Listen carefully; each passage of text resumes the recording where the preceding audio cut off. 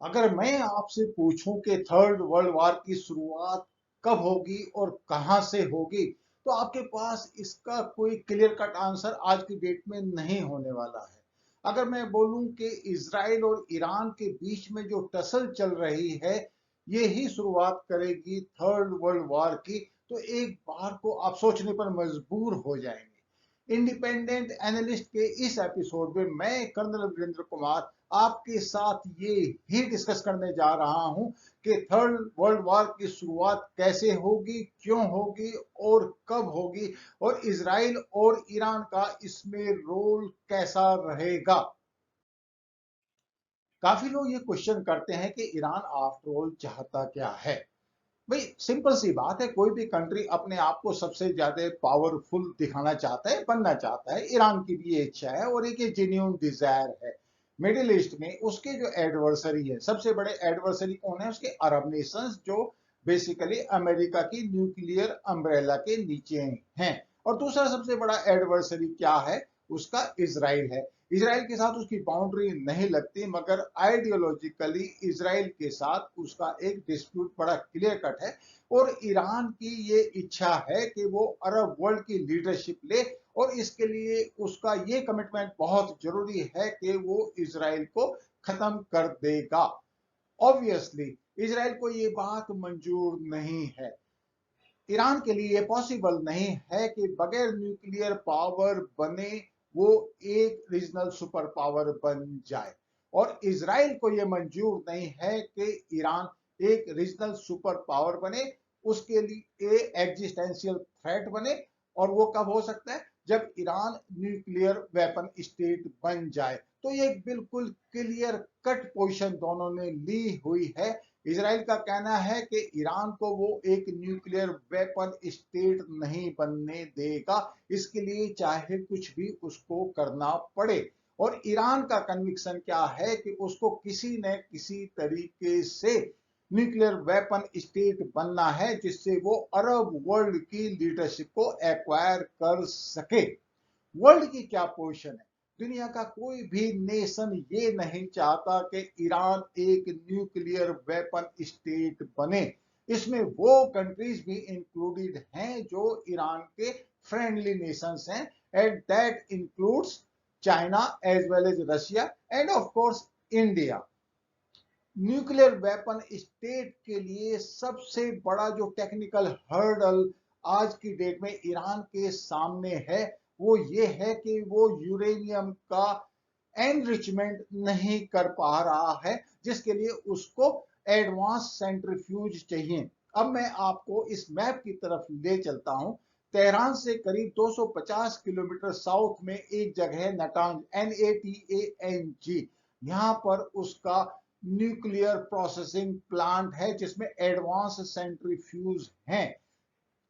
इसी प्लांट के सहारे ईरान इस कोशिश में है कि किसी न किसी तरीके से, साम दाम और दंड भेद, किसी न किसी तरीके से वो यूरेनियम का एनरिचमेंट 90% एंड अबो कर ले, यानी कि यूरेनियम को वेपन ग्रेड बना ले। और बाकी कंट्री जो है उनकी कोशिश क्या है कि ईरान को इस सिचुएशन में नहीं पहुंचने देना है जहां पर उसके पास वेपन ग्रेड यूरेनियम हो जाए, जिससे कि वो न्यूक्लियर वेपन बना सके। अब ओवर्टली ईरान क्या कहता है?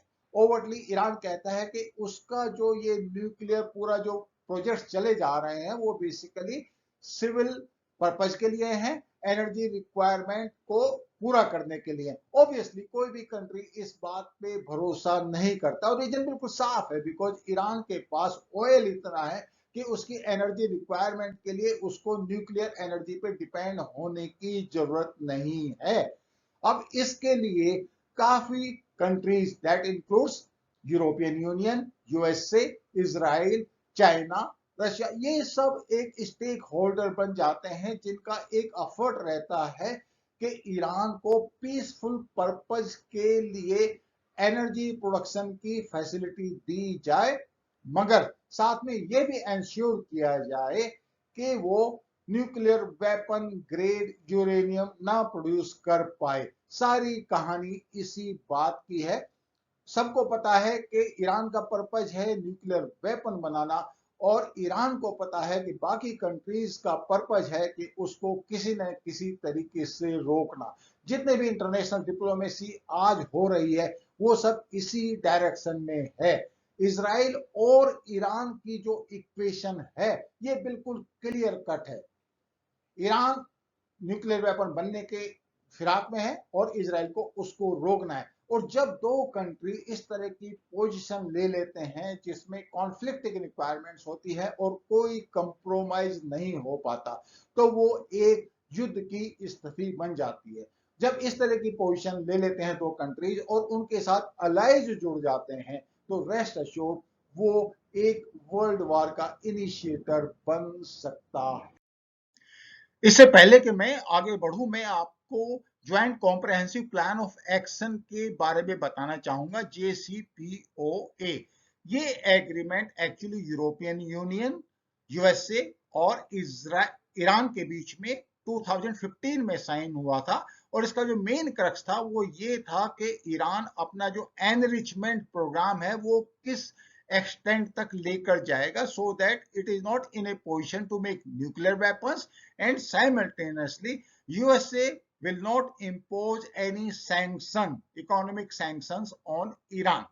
लेकिन जब ट्रंप पावर में आए तो उन्होंने कहा ये जो JCPOA है, जो एग्रीमेंट साइन हुआ है, ये फॉल्टी है और इसमें ईरान को बहुत ज्यादा लीवरेज दिया हुआ है, इन द सेंस के उसके ऊपर सैंक्शंस भी नहीं लगेंगे और साथ में अपना वो यूरेनियम का एनरिचमेंट भी कर पाएगा। जब ये सैंक्शंस लगी और यूएसए ने पूरे एग्रीमेंट से विड्रॉ कर लिया, तो ईरान भी फिर इस एग्रीमेंट से वापस आ गया और उसने अपना एनरिचमेंट जो प्रोग्राम था उसको प्रोग्रेस करना शुरू कर दिया। अब जैसे ही ब्रिटेन पावर में आए, उन्होंने कहा कि ये जो JCPOA है it should be signed again, because उनकी स्टैंड ट्रंप के कंपैरिजन में थोड़ी माइल्ड थी ईरान के लिए। साइमल्टेनियसली वो इसराइल के इन्फ्लुएंस में भी ट्रंप के कंपैरिजन में कम थे, क्योंकि इसराइल का बिल्कुल क्लियर कट स्टैंड है कि ये जो JCPOA है ये ईरान के फेवर में है और ये एक्चुअली उसको छूट देता है कि वो एक न्यूक्लियर वेपन स्टेट बने। अब जब बिडेन ने ये एग्रीमेंट को दोबारा रिवाइव करने की इच्छा जाहिर की, तो second week of April 2021 say about 5-6 days back इस एग्रीमेंट के ऊपर दोबारा डिस्कशन वियना में शुरू हुआ। अब इसमें जो बेसिक जो पॉइंट है, जो जो कॉन्टेक्स्ट है, वो इस बात का है कि अमेरिका कहता है कि पहले आप 2015 का एग्रीमेंट फॉलो करना शुरू कीजिए, फिर हम सैंक्शंस हटा देंगे। और जहां तक ईरान का कहना है, ईरान कहता है कि पहले आप सैंक्शंस हटाइए, फिर हम इस एग्रीमेंट को दोबारा रिवाइव करेंगे। अब आप समझ सकते हैं ये गेम किस तरीके से एक चूहे बिल्ली का खेल चल रहा है। ईरान का कहना है कि पहले जब आप सैंक्शंस हटाएंगे तो उसके बाद हम वेरीफाई करेंगे कि सैंक्शंस वास्तव में हट गई या नहीं। तो ऑब्वियसली वो कुछ टाइम गेन करना चाह रहा है कि जब सैंक्शंस हट जाए, उसकी इकोनॉमी जो काफी हद तक क्रिपल हो चुकी वो रिवाइव हो जाए और उसके बाद वो अपना एक independent without any pressure stand clear cut ले सके। अब सब जानते हैं कि ईरान क्या चाहता है, सब जानते हैं कि इसराइल क्या चाहता है। इसराइल एक्चुअली वहां पर नहीं है, मगर फिर भी है, क्योंकि अमेरिकन पॉलिसी काफी हद तक इसराइल के इन्फ्लुएंस में रहती है। तो पहला एक्चुअली जो डिस्कशन हुआ ये यूरोपियन यूनियन और साथ में चाइना, रशिया और ईरान के बीच में हुआ। अमेरिकन वहां पर थे वियना में, लेकिन उन्होंने डिस्कशन में पार्टिसिपेट नहीं किया। अब जो सेकंड स्टेज ऑफ डिस्कशन है, ये डिस्कशंस हो रहे हैं अमेरिका और ईरान के बीच में, जिसमें उन्होंने मॉडलिटीज को फाइनलाइज कैसे करना है ये एक्चुअली उन्होंने डिसाइड करना है। अगर आप देखिए तो सारे गेम में दो बहुत इंपॉर्टेंट प्लेयर हैं, ईरान और इसराइल। क्लियर कट है कि ईरान का ये बिल्कुल क्लियर कट स्टैंड है कि इजराइल को इस प्लेनेट पे रहने का अधिकार नहीं है। और इजराइल का बिल्कुल क्लियर कट स्टैंड है कि अगर ईरान न्यूक्लियर वेपन स्टेट बनने के कगार पर आता है तो लड़ाई निश्चित है। दोनों की बिल्कुल क्लियर कट पोजीशन है। अब मैं इसके अलावा एक चीज आपसे और डिस्कस करना चाहूंगा कि ईरान की क्या रिक्वायरमेंट है विस external powers and vis-a-vis the internal audience. As far as internal audience of Iran is concern, Iran अपने आप को एक बहुत सुपर पावर दिखाता है और साथ में यह भी शो करता है कि वो किसी के इन्फ्लुएंस में नहीं आने वाला। उसका जो न्यूक्लियर वेपन स्टेट बनने का जो प्रोग्राम है वो स्टैंड करता है और वो किसी भी प्रेशर को नहीं लेने वाला। As far as the external audience is concerned, Iran उनको शो करता है कि वो बेसिकली न्यूक्लियर सिविल पावर को यूज करना चाह रहा है। उसका न्यूक्लियर वेपन स्टेट बनने का कोई भी इरादा नहीं है। क्योंकि ये गेम चूहे और बिल्ली का है तो इजराइल के लिए बड़ी एक पैराडॉक्सिकल सी सिचुएशन है कि उसको ये एंश्योर करना है कि ये JCPOA साइन ना हो, और अगर साइन होता है तो वो उन टर्म्स एंड कंडीशंस पर हो जो इजराइल को फेवरेबल हो। यानी कि फेवरेबल क्या होगा उसको कि ईरान वेपन ग्रेड यूरेनियम ना बना पाए, और अगर बाई एनी चांस वो बना पाता है तो उससे पहले ही इजराइल उसको डिस्ट्रॉय करना चाहेगा। अब ईरान ने जो अपनी पोजीशन ली है, ईरान की पोजीशन कब स्ट्रांग हो जाती है अगर उसके पास एक एनरिचमेंट का जो परसेंटेज है वो अच्छा खासा हो जाए। राइट नाउ उसका जो एनरिचमेंट का परसेंटेज है वो ऑलमोस्ट 60 to 65% है, और वेपन ग्रेड यूरेनियम उसको तभी मिल सकता है जब उसका जो एनरिचमेंट का प्रोसेस है वो 90 to 95% तक हो जाए। तो ऑलमोस्ट 30% का डिफरेंस है।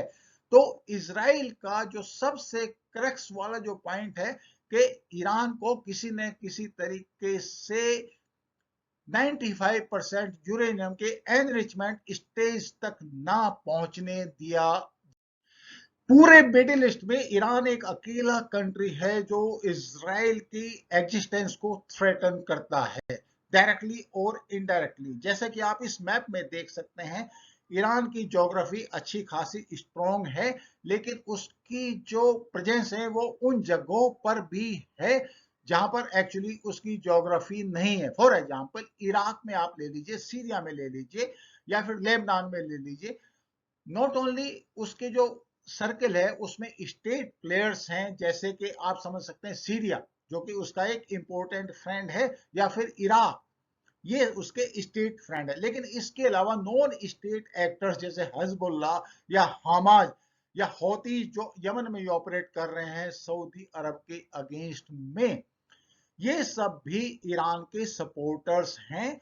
ये थर्ड पार्टी हैं और ये सब इजराइल को या फिर अरब नेशंस को थ्रेटन करते रहते हैं। और ये एक बहुत बड़ा रीजन है एक्चुअली अरब नेशंस का इजराइल के साथ में आने का।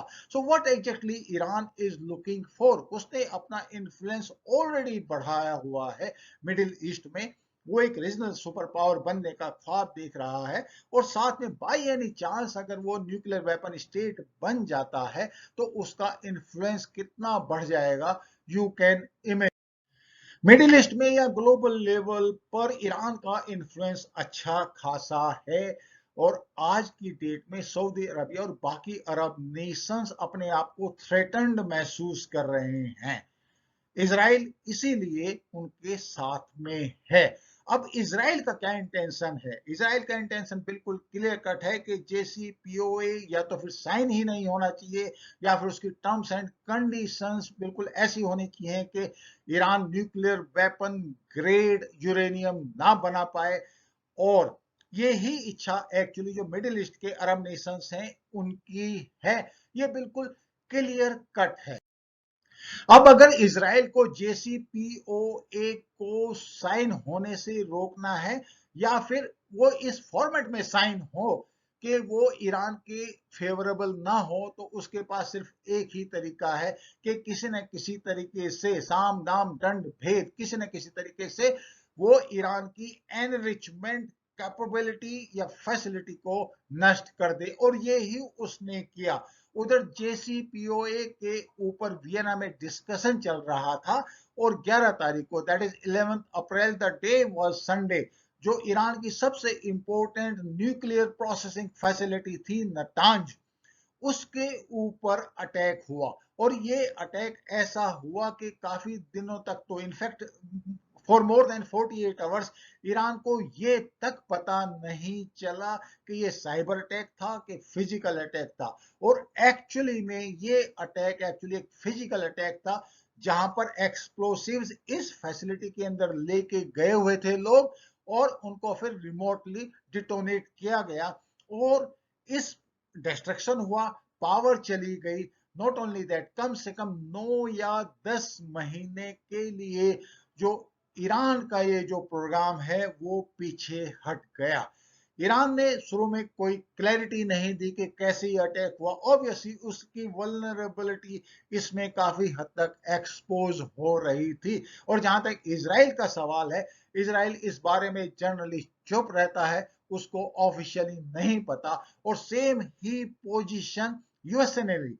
लेकिन इंटरेस्टिंग बात आप देखिए, जिस दिन ये अटैक हुआ, that is on 11 of April, उसी दिन अमेरिका के सेक्रेटरी ऑफ स्टेट इजराइल के अंदर थे, और वो इजरायली प्राइम मिनिस्टर नेतन्याहू के साथ मीटिंग कर रहे थे। ये कोई कोइंसिडेंस नहीं होता। इंटरनेशनल रिलेशंस में जहां पर भी आपको कोई भी चीज ऑब्वियस लगे, आप समझ सकते हैं कि वो एक डेलिबरेटली डिजाइंड प्रोग्राम है। सेक्रेटरी ऑफ स्टेट यूएसए उस टाइमिंग के साथ इसराइल के अंदर है, तो ऑब्वियसली कुछ न कुछ तो जरूर है। अब बात यह है कि ईरान इसके ऊपर क्या पोजीशन लेता है। शुरू में तो उसने कहा कि अरे कुछ नहीं, we can repair it, our program will carry on as normal, enrichment will continue. But actual में क्या हुआ है कि एक्सप्लोसिव की स्ट्रेंथ इतनी ज्यादा थी। और बाय द वे, ये जो नटांज वाला प्लांट है, ये इतनी अच्छी तरह डिजाइन किया हुआ है कि इवन एयर अटैक को, बड़े सीवियर एयर अटैक को भी ये विदस्टैंड कर सकता है। तो इसराइल ने एंश्योर किया कि एयर अटैक की नौबत ही ना आए, और उसको इंटरनली उन्होंने एक्सप्लोसिव वहां पर पहुंचाए और इनको डिटोनेट किया। आप समझ सकते हैं कि ईरान के अंदर भी जो वल्नरेबिलिटी है, उसको इसराइल ने एक्सपोज करके रख दिया। अब नटांज पहले काफी दिनों से एक्चुअली इसराइल के रडार पर है। 2007 में पहली बार अटैक हुआ था वहां पर। ये बेसिकली साइबर अटैक था। दूसरा अटैक 2010 में हुआ, और अभी 2021 में। मींस इसराइल का कन्विक्शन कितना क्लियर है कि वो यूरेनियम एनरिचमेंट नहीं होने देगा, वो अलाउ नहीं करेगा ईरान को न्यूक्लियर वेपन स्टेट बनने के लिए। जब दो कंट्रीज के बीच में क्लियर कट पोजीशन हो जाती है कि कोई कंप्रोमाइज नहीं हो सकता, कॉन्फ्लिक्ट ऑफ इंटरेस्ट बिल्कुल क्लियर कट है, तो वहां पर लड़ाई की संभावना सबसे ज्यादा हो जाती है। ये जो वर्ल्ड वार की मैं बात कर रहा हूँ, वर्ल्ड वार 3 अगर कभी होगा, और जिसकी पॉसिबिलिटी लगती है सबसे ज्यादा, उस दिन इसकी पॉसिबिलिटी है जिस दिन इराक एक न्यूक्लियर वेपन स्टेट बन जाएगा। वर्ल्ड का कोई भी नेशन ऐसा नहीं है जो ये चाहता हो कि ईरान के पास न्यूक्लियर वेपन्स आए। इसमें कोई भी किसी को डाउट नहीं है। एवरीबडी इज वरीड कि कहीं ईरान एक न्यूक्लियर वेपन स्टेट ना बन जाए, क्योंकि जिस हिसाब से क्लर्जी वहां पर डोमिनेट करती है, उसमें वो स्टेट न्यूक्लियर वेपन्स का कैसे यूज करेगा, nobody can really predict, except that it will be dangerous for the world. अब मेरा बिल्कुल क्लियर कट पॉइंट ये है कि इसराइल और ईरान के बीच में ये जो टेंशन बिल्डअप हो रहा है, दोनों ने जो क्लियर कट पोजिशन लिए, will it be A flash point for the third world war, because each one of them they have got the allies with them. Clear cut है कि ये एक वर्ल्ड वार की शुरुआत हो सकती है। As on now situation is like this. कम से कम भी तो अगले 8 या 9 महीने ईरान इस पोजीशन में नहीं आएगा कि वो वेपन ग्रेड यूरेनियम को बना सके। हालांकि वो कोशिश करेगा कि उससे पहले ही बना ले। साथ में जेसीपीओए साइन होगा कि नहीं होगा, ईरान के ऊपर सैंक्शंस कंटिन्यू करेंगी या नहीं करेंगी, ये एक देखने वाली बात है जो कि फ्यूचर कोर्स ऑफ एक्शन को इन्फ्लुएंस करेंगी। साफ सी बात है कि अगर ईरान किसी भी पोजीशन में नहीं है, डिक्टेटिंग पोजीशन में नहीं है, तो उसको काफी हद तक यूएसए के साथ कंप्रोमाइज करना पड़ेगा। और शायद इसराइल की ये ही एक्चुअली डिजायर है कि ईरान को एक कंप्रोमाइज पोजीशन में खड़ा किया जाए, और इसीलिए उन्होंने उसका जो नटांज प्लांट है इसको इतना सीवियर डैमेज किया। बट फ्यूचर में अभी क्या होगा ये देखने वाली बात है, ईरान इसके ऊपर क्या एक्शन लेता है। बट फैक्ट रिमेन्स, हमास और हजबुल्ला या फिर कुछ छोटे मोटे मिसाइल अटैक के अलावा ईरान के पास इतनी कैपेबिलिटी नहीं है कि वो इसराइल को कोई बड़ी भारी क्षति पहुंचा सके। Some naval action may be smaller one, some big one may be there, but it will not be a war which Iran can win, in spite of the fact that it is too big a nation. Vis-a-vis Israel, it is a good military power, but again, Israel has got the capability to hit it hard inside Iran. But ultimately, sooner or later, ये precipitating point आना ही है. It's the question of when it is going to come. Thank you so much for watching. मेरा ये video आपको कैसा लगा, please like and subscribe. Thank you.